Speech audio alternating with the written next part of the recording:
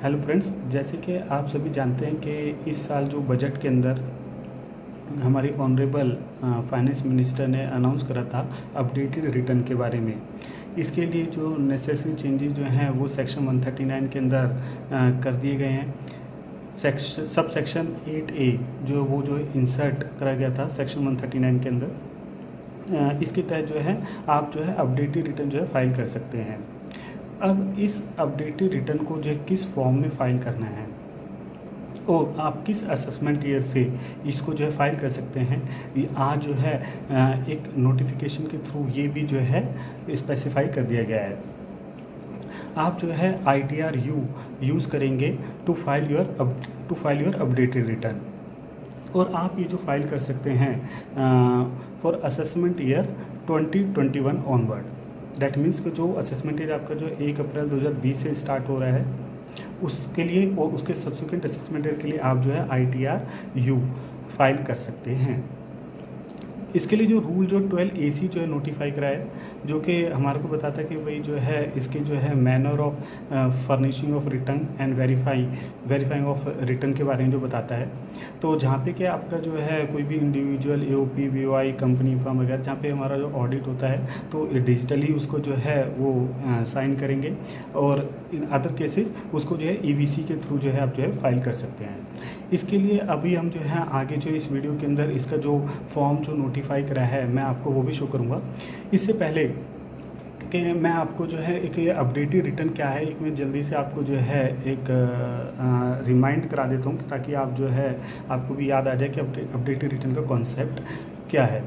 देखिए फ्रेंड्स, अगर आपने जो है अपनी जो रिटर्न जो कि सेक्शन 139(1) जो कि ड्यू डेट के अंदर आता है से डील करता है, अगर आपने उसके अंदर रिटर्न फाइल नहीं करी है, या 139(4) जो कि हमारा जो बिलेटेड रिटर्न है, 139 सबसेक्शन 5 जो कि हमारी रिवाइज रिटर्न है उसके अंदर रिटर्न फाइल नहीं करी है, या आपने 139(1) के अंदर या 139(4) के अंदर अपनी जो रिटर्न जो है फाइल करी है और जो है अपडेट करना चाहते हैं, तो आप जो है rule section 139 sub section 8A के अंदर जो है अपनी ये अपडेटेड रिटर्न जो है फाइल कर सकते हैं।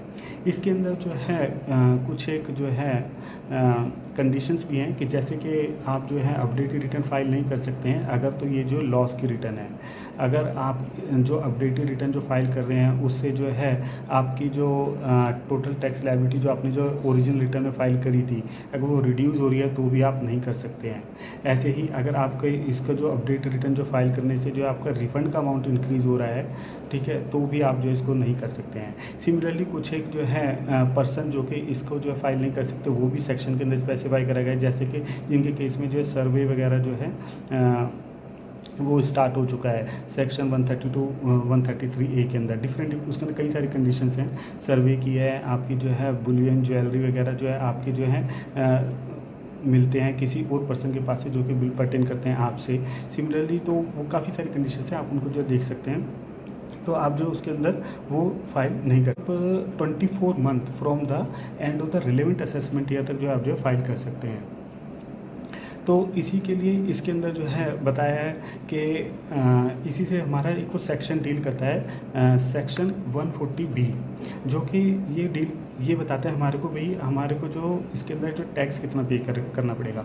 अगर तो आपने जो है पहले रिटर्न फाइल नहीं करी है, जो कि उसका सबसेक्शन 1 है, अगर वो उससे डील करता है कि अगर आपने जो है पहले अपनी रिटर्न फाइल नहीं करी थी और आप सीधा अपडेटेड रिटर्न फाइल करने वाले हैं, तो जो भी आपका जो है अपडेटेड रिटर्न के हिसाब से जो टैक्स असेस्ड आ रहा है, ठीक है, उसमें से कोई जो एडवांस टैक्स TDS जो पहले जो आपका जो है हुआ है जो कि क्लेम नहीं करा, वो आप उसको क्लेम करके जो रिमेनिंग अमाउंट है उसके ऊपर जो आप जो है इंटरेस्ट वगैरह प्लस आपकी जो सेक्शन 234F की जो फीस है वो उसके अंदर लगाएंगे आप, प्लस एक एडिशनल टैक्स लगाएंगे जो कि हमारे को हमारा रहेगा 25% ऑफ टोटल एडिशनल टैक्स जो भी रहेगी हमारी total additional tax plus interest वगैरह जो रहेगा उसका 25%, अगर तो हम जो ये अपडेटेड रिटर्न जो है with in 12 month from the end of the relevant assessment year file कर रहे हैं, और अगर उसके बाद कर रहे हैं तो ये जो 50% हो जाता है।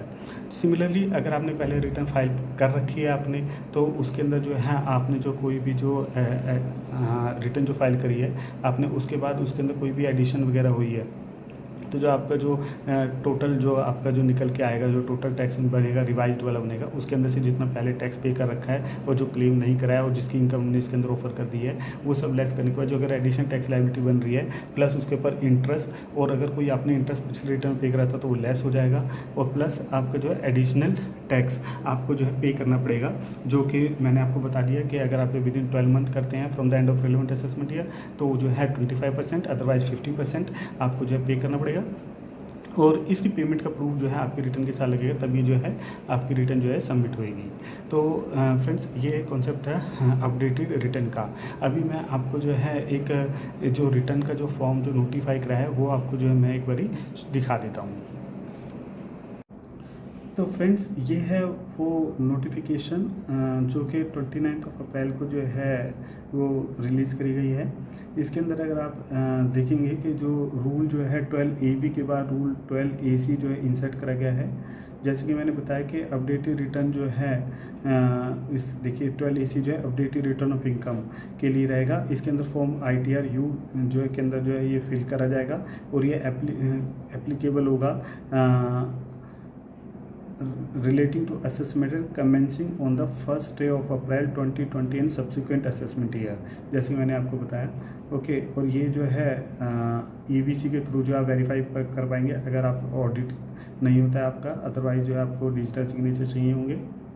इसके बाद ये जो है फॉर्म जो है वो ITR-U जो है वो इस पर नोटिफाई करा गया है। तो अगर आप इसके अंदर देखेंगे जैसे कि जनरल इंफॉर्मेशन तो सेम वैसी ही है जैसे कि वो रिटर्न्स के अंदर होती है।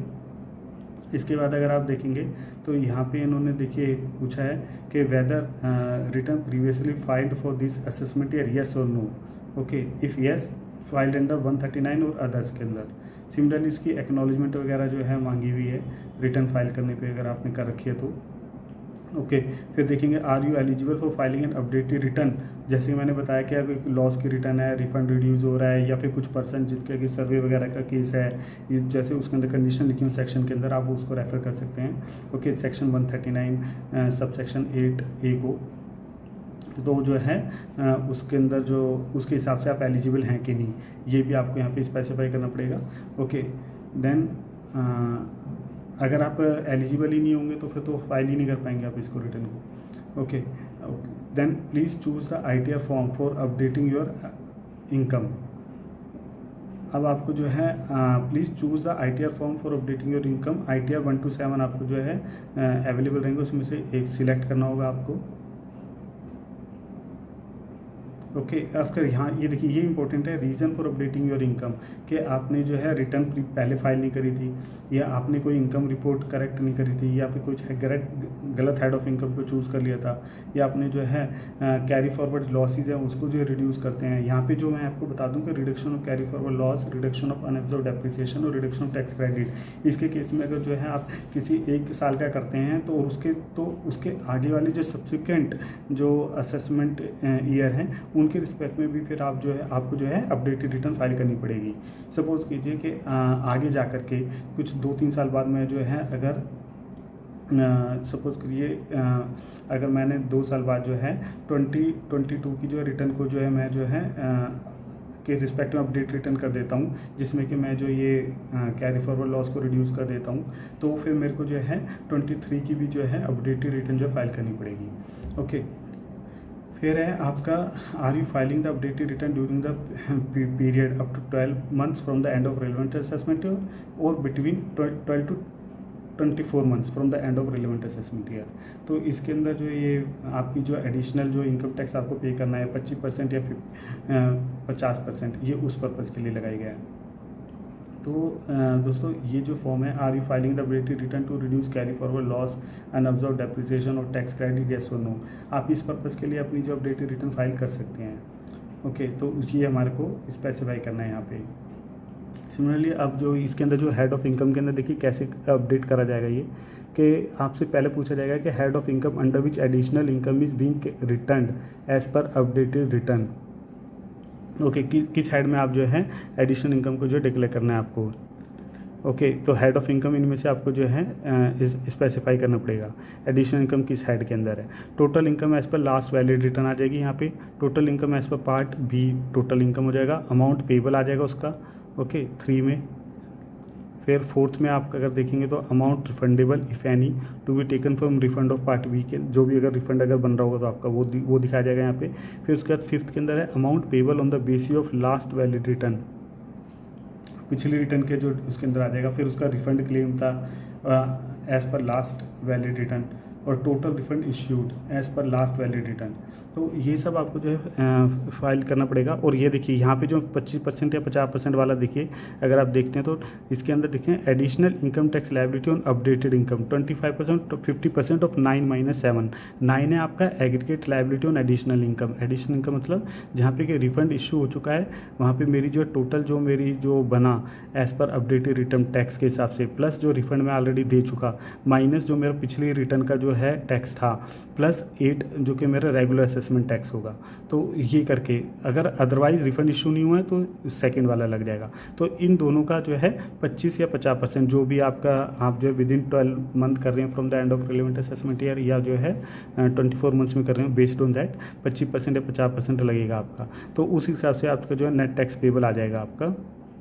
और इसके अंदर देखेंगे अगर आप तो सेक्शन 234F की जो फ़ीस है, अगर आपने टाइम रिटर्न फाइल नहीं करी है 139(1) के हिसाब से, ओके, तो आप ये जो है जैसे कि 5,000 तक की फ़ीस जो है चार्ज करी जाती है आपसे, अगर तो आपकी टोटल इनकम 5 लाख से एक्सीड करती है। और अगर ये 5 लाख से बिलो है तो 1,000 रुपीज़ लगता है आपका। तो ये भी यहाँ पर जो है ऐड हो रखा है, ओके।